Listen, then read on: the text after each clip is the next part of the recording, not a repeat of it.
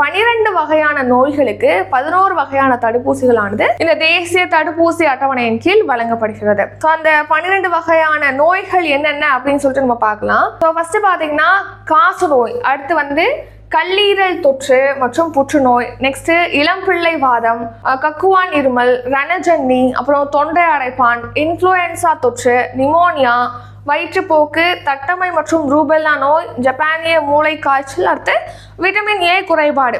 So இந்த 12 நோயுமே நீங்கள் note பண்ணி வச்சுக்கோங்க.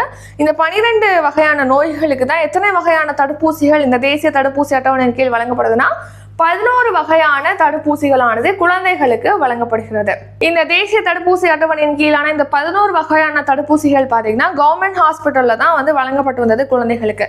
இப்போ தனியார் மருத்துவமனைகள்லையுமே அதை வழங்குவதற்கு திட்டமிட்டிருக்காங்க. ஏன்னா அந்த நிறைய பேர் அந்த தவணை முறையை கைவிட்டுறாங்க.